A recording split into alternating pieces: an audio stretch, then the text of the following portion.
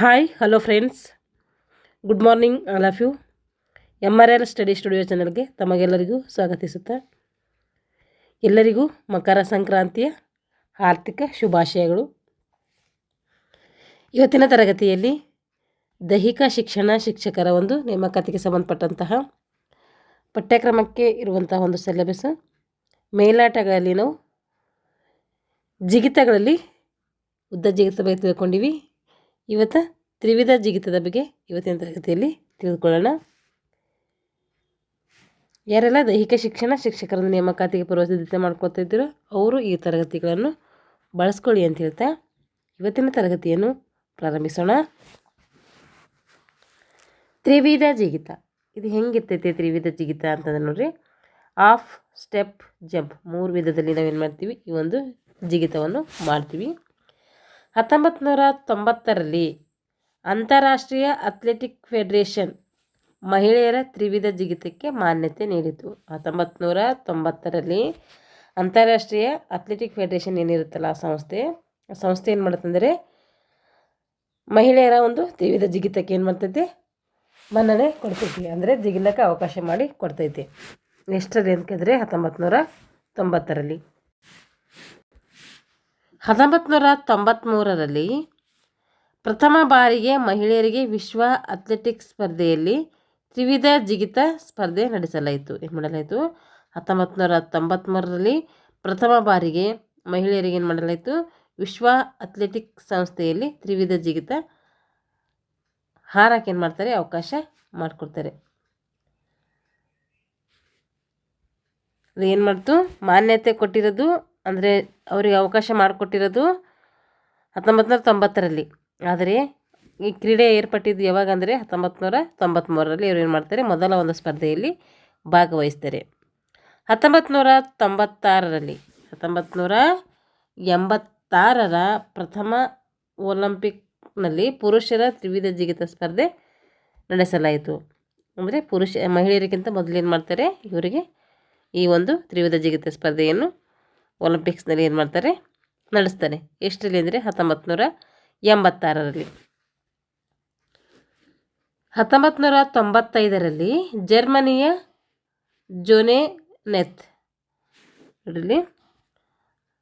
ಜರ್ಮನಿಯ zone ತೇನ್ Edward ಅವ್ರು ಏನು ಮಾಡ್ತಾರೆ ಅಂದರೆ 18.29 ಮೀಟರ್ ಜಿಗಿತ ಏನು ಮಾಡ್ತಾರೆ, ವಿಶ್ವ ದಾಖಲೆಯನ್ನು ಮಾಡ್ತಾರೆ. ಎಷ್ಟರಲ್ಲಿ, 1995ರಲ್ಲಿ. ಜರ್ಮನಿಯ ಜೋನ್ ತೇನ್ ಎಡ್ವರ್ಡ್ ಅವ್ರ ಹೆಸರು ನೆನ್ಪಿಟ್ಕೋಬೇಕು, ಇಂಪಾರ್ಟೆಂಟ್ ಇದು. ಎಷ್ಟು ಜಿಗಿದ ಸಾಧನೆ ಮಾಡ್ತಾರೆ ಅಂದರೆ 18.29 ಮೀಟರ್ ಒಂದು ಜಿಗಿತವನ್ನು ಏನು ಮಾಡ್ತಾರೆ, ಅವರು ದಾಖಲೆಯನ್ನು ಮಾಡ್ತಾರೆ, ವಿಶ್ವ ದಾಖಲೆ. ಭಾರತದ ಮಹೇಂದ್ರ ಸಿಂಗ್ 1958ರಲ್ಲಿ ಟೋಕಿಯೋದಲ್ಲಿ ನಡೆದಂತಹ ವಿಶ್ವ ಏಷ್ಯನ್ ಗೇಮ್ಸ್ನಲ್ಲಿ ಏನು ಮಾಡ್ತಾರೆ, ಇವರು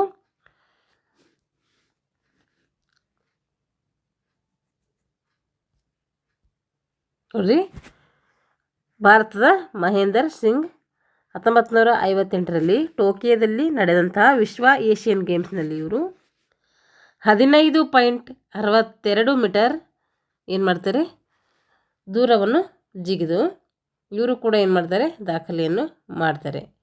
ಹಾಗೆ 1970ರಲ್ಲಿ ಬ್ಯಾಂಕಾಕ್ದಲ್ಲಿ ನಡೆದಂತಹ ಏಷ್ಯನ್ ಗೇಮ್ಸ್ನಲ್ಲಿ ಏನು ಮಾಡ್ತಾರೆ, ಅವರು 16.11 ಮೀಟರ್ ದೂರ ಜಿಗಿದು ಭಾರತಕ್ಕೆ ಚಿನ್ನದ ಪದಕವನ್ನು ತಂದುಕೊಡ್ತಾರೆ. 1958ರಲ್ಲಿ ಟೋಕಿಯೋದಲ್ಲಿ ಎಷ್ಟು ಜಿಗಿತಾರೆ, ಇವರು 15.62 ಮೀಟರ್ ಜಿಗಿತಾರೆ.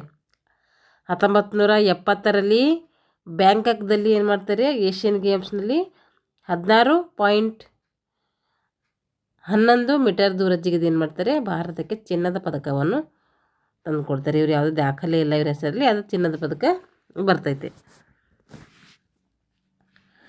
ಹಾಗಾದರೆ ಈ ತ್ರಿವಿಧ ಜಿಗಿತ ಸ್ಪರ್ಧೆ ಹೆಂಗಿರ್ತೈತಿ, ಅದರ ನಿಯಮಗಳೇನು ಅಂತೇಳಿ ಇವಾಗ ತಿಳ್ಕೊಳ್ಳೋಣ. ತ್ರಿವಿಧ ಜಿಗಿತ ಈ ಕ್ರಮದಲ್ಲಿರ್ತೈತಿ. ಯಾವ ಕ್ರಮದಲ್ಲಿರ್ತದೆ ಅಂತೇಳಿ ನೋಡ್ರಿ. ಫಸ್ಟ್ ಏನು ಮಾಡಬೇಕಂದ್ರೆ,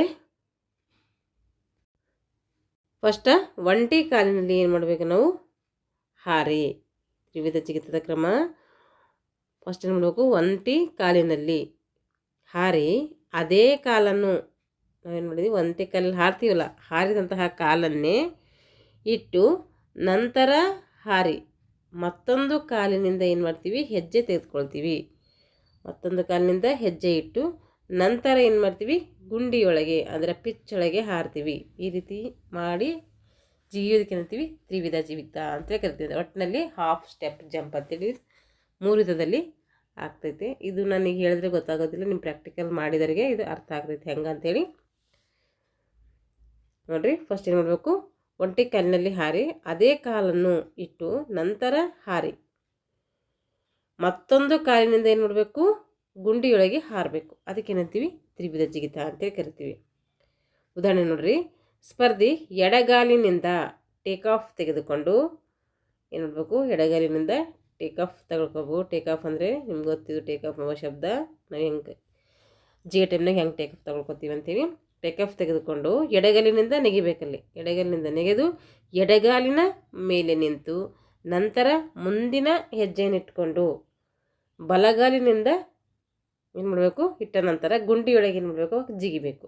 ಇವಾಗ ಏನಾಗ್ತೈತಿ, ಈ ಒಂದು ತ್ರಿವಿಧ ಜಿಗಿತ ಕಂಪ್ಲೀಟ್ ಆಗ್ತೈತಿ. ಹಾಫ್ ಸ್ಟೆಪ್ ಜಂಪಲ್ಲಿ ನಾವು ಈ ಒಂದು 3 ವಿಧದಲ್ಲಿ ಜಿಗಿಬೇಕಿದು. ಎರಡನೇ ನಿಯಮ ನೋಡ್ರಿ, ನಾವೇನು ಟೇಕ್ ಆಫ್ ತೆಗೆದುಕೊಳ್ತೀವಲ್ಲ, ಟೇಕ್ ಆಫ್ ತೆಗೆದುಕೊಂಡು ನೆಗೆದ ನಂತರ ಮುಂದಿನ ಹೆಜ್ಜೆಯನ್ನು ನೀಡುವಾಗ, ಅಂದರೆ ಹಾಫ್ ಮಾಡಿದ ನಂತರ ಸ್ಟೆಪ್ ಇಡುವಾಗ ಇನ್ನೊಂದು ಕಾಲು ನೆಲಕ್ಕೆ ತಾಗಬಹುದು. ಏನು ಮಾಡ್ಬೇಕಿಲ್ಲಿ, ಸ್ಪರ್ಧೆ ಟೇಕ್ ಆಫ್ ತೆಗೆದುಕೊಳ್ತಾನಲ್ಲ, ತೆಗೆದುಕೊಂಡ ನಂತರ ಮುಂದಿನ ಹೆಜ್ಜೆ ಏನು ಇಡ್ತೀವಲ್ಲ, ಆ ಒಂದು ಹೆಜ್ಜೆಯನ್ನು ಇಡುವಾಗ ಅಂದರೆ ಹಾಫ್ ಮಾಡಿದ ನಂತರ ಏನು ಮಾಡಬೇಕು, ಸ್ಟೆಪ್ ಇಡುವಾಗ ಇನ್ನೊಂದು ಕಾಲು ನೆಲಕ್ಕೆ ಏನು ಮಾಡಬೇಕು, ತಾಗಬೇಕು. ಈ ರೀತಿ ಏನು ಮಾಡಬೇಕು, ನಾವು ಜಿಗಿಬೇಕು. ಈಗ ಟೇಕ್ ಆಫ್ ಬೋರ್ಡ್ ನೋಡ್ರಿ, ಟೇಕ್ ಆಫ್ ಬೋರ್ಡ್ ಹೆಂಗಿರುತ್ತೆ ಅಂತೇಳಿ. ಎಲ್ಲ ಒಂದು ಜಿಗಿತದಲ್ಲಿ ಟೇಕ್ ಆಫ್ ಬೋರ್ಡ್ ಇರ್ತೈತೆ. ಟೇಕ್ ಆಫ್ ಬೋರ್ಡ್ನಿಂದ ಜಿಗಿತದ ಗುಂಡಿಯ ಕೊನೆಯ ಅಂಚಿನವರೆಗೆ ಎಷ್ಟಿರಬೇಕು ಕನಿಷ್ಠ ಅಂತರ ಅಂದರೆ 21.21 ಮೀಟರ್ ಇರಬೇಕು. ಎಷ್ಟಿರಬೇಕು, ಟೇಕ್ ಆಫ್ ಬೋರ್ಡ್ನಿಂದ ಜಿಗಿತದ ಗುಂಡಿಯ ಕೊನೆಯ ಅಂಚಿಗೆ ಅಲ್ಲಿವರೆಗೂ ಎಷ್ಟಿರಬೇಕು ಅಂತಂದು ಕೇಳಿದ್ರೆ, ಅದರ ಉದ್ದ ಕನಿಷ್ಠ ಆದರೂ 21 ಮೀಟರ್ ಉದ್ದ ಇರಬೇಕು. ಉಳಿದ ಅಳತೆಯ ಉದ್ದ ಜಿಗಿತದಂತೆ ಇರ್ತೈತೆ. ಅಂದರೆ ಉದ್ದ ಬೇರೆ ಬೇರೆ ಒಂದು ಜಿಗಿತಗಳು ಹೆಂಗಿರ್ತಾವಲ್ಲ, ಉದ್ದ ಜಿಗಿತದ ಈ ರೀತಿ ನೋಡಿದ್ರೆ ಉದ್ದ ಜಿಗಿತ, ಆ ರೀತಿ ಈ ಜಿಗಿತನೂ ಕೂಡ ಇರ್ತೈತೆ. ಅದೇ ಒಂದು ಗ್ರೌಂಡ್ ಥರನೇ ಇದು ಇರ್ತೈತೆ.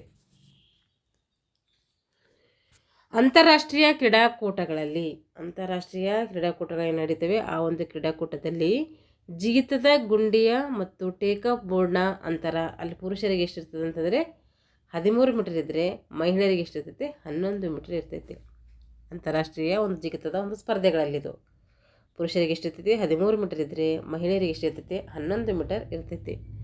ಉಳಿದಂತೆ ಉದ್ದ ಜಿಗಿತದ ಎಲ್ಲ ಒಂದು ನಿಯಮಗಳು ಇದಕ್ಕೇನಾಗ್ತವೆ, ತ್ರಿವಿಧ ಜಿಗಿತಕ್ಕೆ ಅನ್ವಯ ಆಗ್ತವೆ. ನಾವು ಉದ್ದ ಜಿಗಿತದ ಬಗ್ಗೆ ತರಗತಿ ಮಾಡಿದ್ದೀನಿ, ಯಾರು ನೋಡ್ಕೊಂಡಿಲ್ವೋ ಅದು ನೋಡ್ಕೊಳ್ರಿ. ಅಲ್ಲಿನೇ ನಿಯಮಗಳಿದ್ದೀವಿ ಅಂತ ನಿಮಗೆ ಗೊತ್ತಾಗ್ತೈತೆ. ಆ ಒಂದು ನಿಯಮಗಳೇ ಈ ಒಂದು ತ್ರಿವಿಧ ಜಿಗಿತಕ್ಕೆ ನಾವು ಅಳವಡಿಸ್ಕೊಳ್ಬೋದು. ಇಲ್ಲೊಂದು ಸೂಚನೆ ಕೊಟ್ಟಿದ್ದಾರೆ ನೋಡ್ರಿ, ಇಲ್ಲಿ ಕಿರಿಯರಿಗೆ 9 ಮೀಟರ್ನಿಂದ 11 ಮೀಟರ್ ದೂರ ಇರಬೇಕು. ಏನು ಮಾಡಿದ್ದಾರೆ ಇಲ್ಲಿ, ಪುರುಷರಿಗೆ 13 ಇದ್ದರೆ, ಮಹಿಳೆಯರಿಗೆ 11 ಇದ್ದರೆ, ಕಿರಿಯ ಒಂದು ಸಬ್ ಜೂನಿಯರ್ಸ್ ಅಂತ ಕರಿತೀವಲ್ಲ ಅವರಿಗೆ ಎಷ್ಟಿರಬೇಕಂದ್ರೆ 9ರಿಂದ 11 ಮೀಟರ್ ದೂರ ಇರಬೇಕು. ಇಷ್ಟೇನಾಯ್ತಂದರೆ ತ್ರಿವಿಧ ಜಿಗಿತದ ಬಗ್ಗೆ ನಾವು ಸವಿವರವಾಗಿ ತಿಳ್ಕೊಂಡಿದ್ದೀವಿ.